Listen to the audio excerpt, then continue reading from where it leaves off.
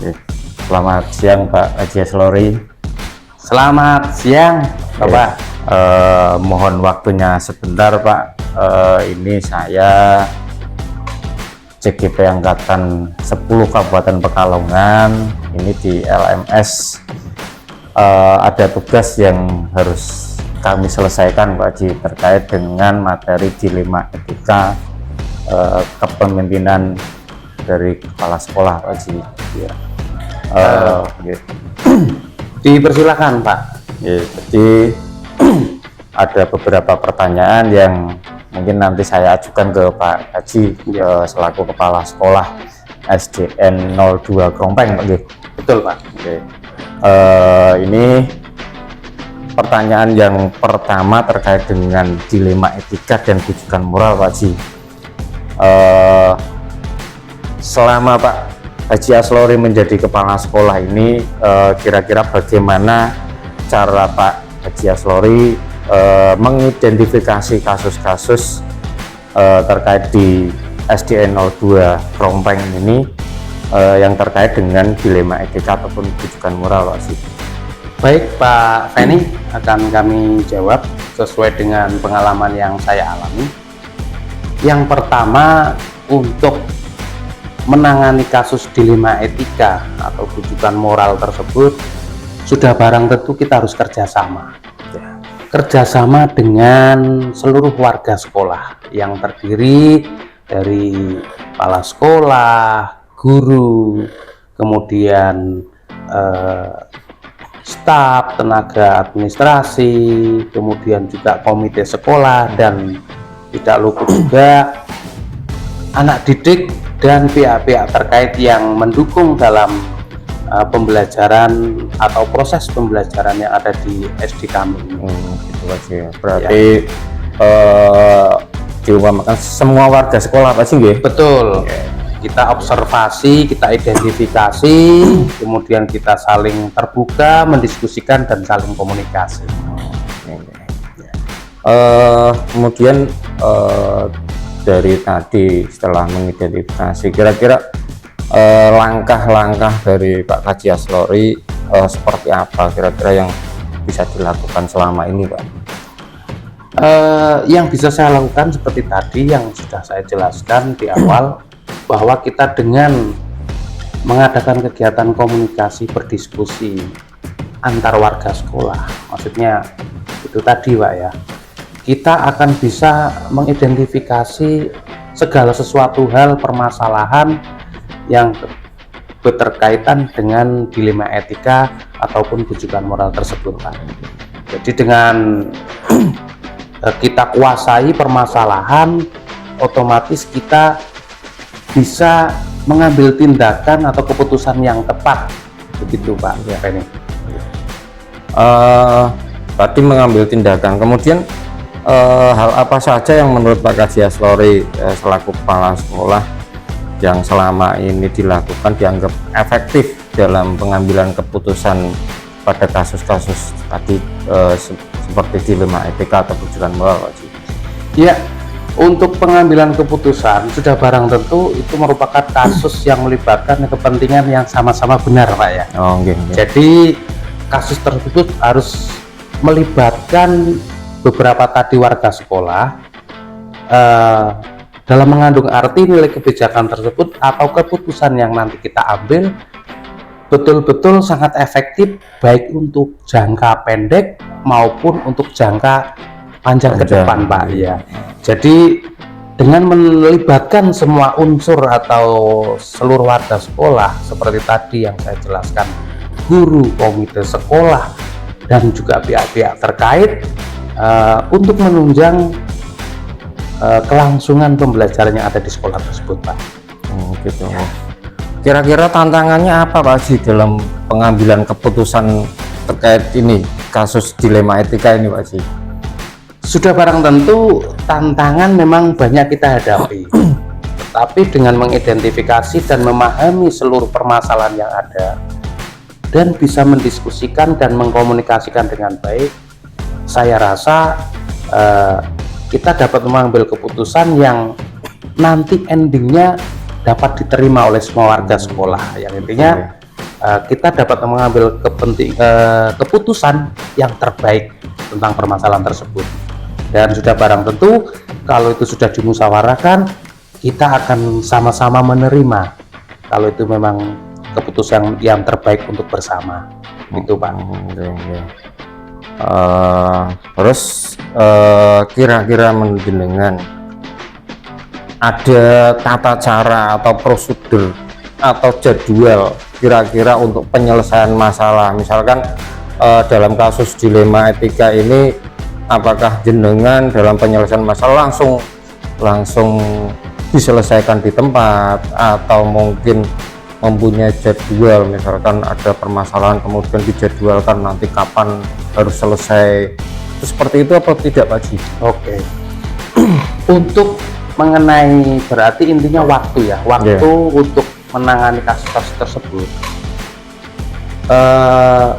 saya secara spontan untuk menyelesaikan permasalahan tersebut. Jadi intinya setiap ada permasalahan, saya harus segera menyelesaikan dengan mengkomunikasikan seluruh jajaran yang ada untuk saya ambil keputusan yang terbaik, atau bahasanya kita harus memunculkan atau menjadi suri tauladan yang intinya kita harus selalu menjunjung tinggi kenyamanan dalam lingkungan sekolah tersebut. Jadi selain itu tadi spontan kita selesaikan, ada ataupun tidak permasalahan, saya selalu mengadakan bincang-bincang bersama warga sekolah, seperti kalau teman sejawat, guru-guru ya. Terus itu saya adakan rutin setiap selesai upacara di hari Senin, upacara bendera. Nah, itu saya adakan komunikasi, saya gali ada permasalahan atau tidak, atau ada informasi-informasi apa yang harus saya sampaikan, ataupun dari teman sejawat yang perlu disampaikan kepada pimpinan. Jadi saya mengutamakan diskusi komunikasi yang baik antara teman sejawat atau seluruh warga sekolah Pak. Jadi saya seperti itu. Sebisa mungkin secepatnya diselesaikan Pak. Betul Pak, saya tidak ingin menunda-nunda permasalahan itu sampai berlarut-larut, karena moto dalam kepemimpinan saya, setiap ada permasalahan harus kita cepat selesaikan agar supaya tercipta lingkungan yang nyaman untuk pembelajaran. Gitu Pak. Terus adakah seseorang atau faktor-faktor yang selama ini menurut Pak Haji Aslori bisa mempermudah atau membantu Pak Haji dalam pengambilan keputusan kasus dilema etika ini Pak? Faktor-faktor yang sangat membantu dalam memecahkan permasalahan tersebut atau untuk mengambil keputusan dalam pengambilan keputusan dilema etika itu seperti tadi Pak ya, sudah barang tentu saya didukung oleh faktor-faktor pihak lain, seperti contoh konselor atau pengawas bina, kemudian komite sekolah Pak, kemudian dari pihak pemerintahan desa, dan kemudian tidak lupa Pak dengan siswa Pak, karena siswa jarang biasanya untuk dapat kita gali apabila punya permasalahan, karena oleh karena itu kita ciptakan komunikasi yang baik seluruh warga sekolah yang ada tersebut Pak. Jadi agar tidak ada gaps atau jarak iya terhadap sesama warga sekolah Pak. Jadi kita transparansi, kita bangun komunikasi yang baik agar tercipta pembelajaran atau lingkungan yang kondusif untuk KBM Pak. Ya. Ini terakhir Pak Haji, terkait dengan dilema etika tadi yang saya tanyakan kepada jenengan. Ya. Dari tadi yang sudah saya tangkap dan Pak Haji sampaikan itu, kira-kira pembelajaran apa yang didapat dari Pak Haji terkait dengan pengalaman mengambil sebuah keputusan dilema etika ini Pak Haji? Yang jelas, dengan kita berinteraksi dengan seluruh warga sekolah dengan permasalahan yang ada, secara tidak langsung kita mendapatkan pengalaman yang sangat berharga Pak bagi kita. khususnya para pendidik Pak ya. Dan kadang banyak permasalahan yang kompleks, tapi permasalahan tersebut mudah akan kita urai atau kita selesaikan ketika kita mengedepankan komunikasi, berkolaborasi, kemudian melibatkan dari pihak-pihak lain yang ada keterkaitannya dengan pendidikan dan yang mendukung pendidikan, dan insya Allah dengan hal tersebut akan tercipta pembelajaran yang berdiferensiasi atau pembelajaran yang berpihak pada anak sesuai dengan kodrat zaman dan kodrat alam yang ada sekarang ini, seperti termasuk dari visi misi kurikulum yang sekarang Pak, yaitu kurikulum merdeka. Begitu Pak Feni. Jadi jangan sampai ketika ada permasalahan itu menghambat kita dalam mencapai tujuan kurikulum yang digaungkan oleh pemerintah yang sekarang ini sedang berlangsung Pak. Gitu Pak Feni. Jadi jadikan pengalaman. Dari tadi kalau misalkan ada permasalahan dilema etika itu intinya kita harus komunikasi, kemudian kolaborasi. Betul Pak. Berawal dari identifikasi dulu Pak. Betul, diobservasi semuanya Pak. Kita pahami dengan seluruh warga sekolah tentunya. Betul Bapak. Ini terima kasih Pak Haji atas apa yang disampaikan panjenengan. Ini sebagai bahan nanti saya acuan ke depan biar dalam penyelesaian dilema etika yang saya barangkali nanti ada permasalahan di suatu ketika saya bisa mensikapi dengan bijak Pak Haji. Siap Pak Feni. Terima kasih juga atas kunjungannya. Mudah-mudahan apa yang saya sampaikan tadi dapat bermanfaat buat panjenengan untuk kedepannya dalam memimpin manajemen di satuan pendidikan yang panjenengan pimpin. Kemudian pesan saya, teruslah bersemangat Pak, teruslah kita berliterasi agar kita mempunyai pengalaman-pengalaman hidup dalam menjalankan suatu tugas pokok dan fungsi kita sebagai seorang pendidik, agar bisa membawa kemajuan di kemudian hari Pak, dan menciptakan pendidikan yang aman, yang nyaman, dan tentunya sesuai dengan kodrat alam dan kodrat zaman. Itu Pak Feni ya. Matur nuwun sangat, terima kasih. Sama-sama Pak Feni. Ya. Assalamualaikum. Waalaikumsalam.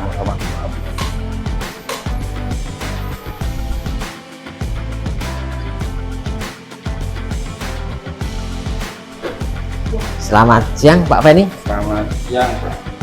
Oh iya, ada sesuatu hal yang bisa disampaikan? Monggo. Terima kasih Pak Fis. Ini saya di angkatan 10 Kabupaten Pekalongan Pak. Mohon waktunya sebentar. Ya. Kemudian Bapak diwawancarai hari ini Pak. Ya. Jadi kami ini mendapat tugas dari LMS terkait dengan calon gubernur untuk memahami lebih dalam mengenai praktek pengambilan keputusan gitu ya, dengan kasus dilema etika orang. Ini sasaran saya adalah seperti yang Pak Ajis Binai di 02 Angkap. Kira-kira nanti Pak Ajis bisa menceritakan bagaimana cara mengidentifikasi kasus-kasus yang merupakan dilema etika atau tekanan moral yang ada di 02 Angkap ini Pak. Oh ya, bisa Pak. Nah ya, jadi memang untuk kasus dilema etika itu sangat memungkinkan terjadi di setiap sekolahan Pak Feni. Jadi kalau di tempat saya di SDN 02 Langkap itu ya mungkin sering terjadi hal-hal yang termasuk kasus dilema etika, sehingga memang di sini sedikit saya mengidentifikasi bahwa dilema etika di SDN 02 Langkap ini biasanya saya dalam mengidentifikasi itu melihat kasus di mana ada 2 atau lebih nilai yang saling bertentangan seperti itu Pak Feni. Jadi misalnya ada nilai keadilan dan kepedulian, di situ kan dari nilai-nilai itu ketika harus memutuskan sesuatu hal, termasuk memutuskan kasus-kasus yang ada di sekolah, itu kami berpikir akan menghukum ataupun melanggar aturan, memberikan mereka kesempatan kedua, atau kami juga mendengarkan masukan dari para guru dan staf untuk membantu memutuskan kasus-kasus tersebut Pak Wani. Jadi seperti itu untuk masalah kasus dilema etika di SDN. Intinya kolaborasi lah dengan teman-teman guru dengan yang lain. Seperti itu Pak. Terus bagaimana menurut Pak Anjis biasanya dalam menjalankan pengambilan keputusan di sekolah panjenengan, Iya. terutama untuk kasus-kasus di mana tadi disampaikan ada beberapa kepentingan yang Iya. sama-sama benar atau sama-sama mengandung nilai-nilai Iya. tidak. Iya. Nah, di sini kami menggunakan pendekatan kolektif Pak.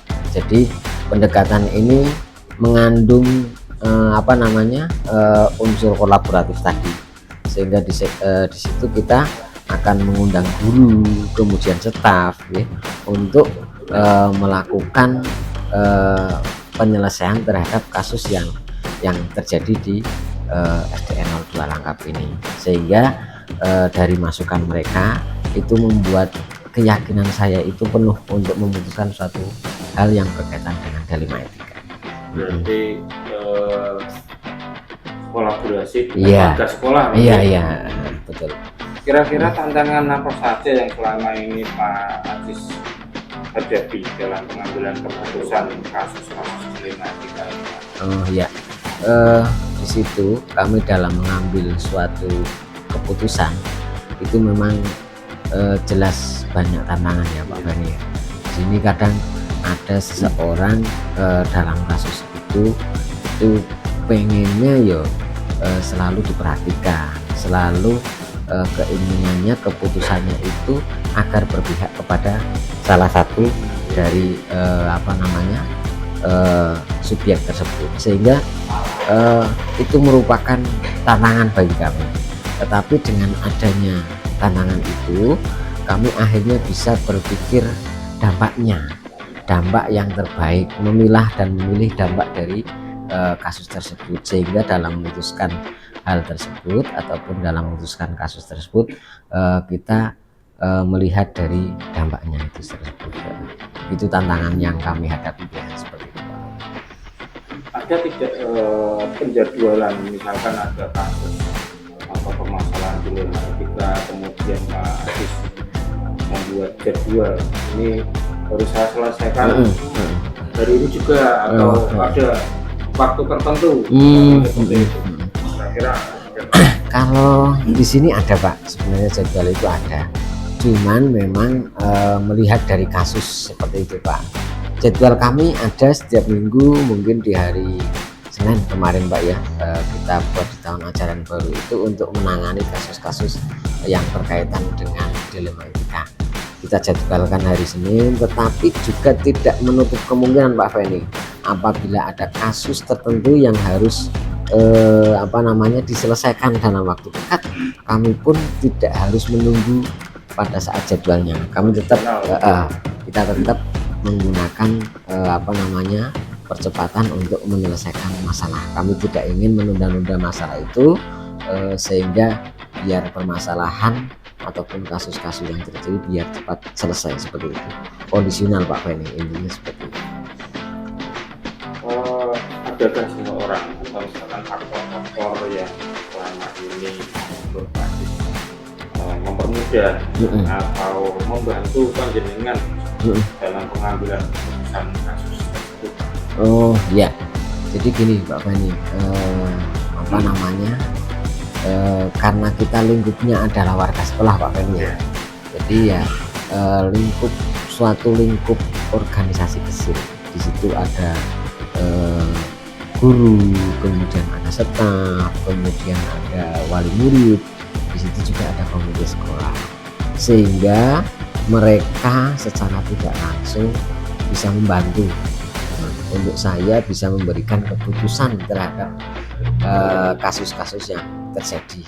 Karena dengan mendapatkan bantuan dari mereka, mendapatkan support dan mendapatkan pendapat ataupun usulan-usulan dari mereka, itu merupakan bentuk untuk meyakinkan diri saya untuk memutuskan suatu hal kasus-kasus di sekolah seperti itu Pak. Jadi intinya warga sekolah intinya memang mensupport kami dan mendukung kami. Jadi harus komunikasi. Iya, iya jelas. Dengan warga sekolah. Iya betul. Terima kasih Pak Ajis. Yang terakhir ini yang Ya. saya tanyakan, dari permasalahan yang ada di sekolah, Oke. kira-kira pembelajaran apa yang dapat dipetik Iya. terkait dengan pengalaman yang dilakukan Pak Ajis dalam mengambil keputusan tersebut, Pak? Iya.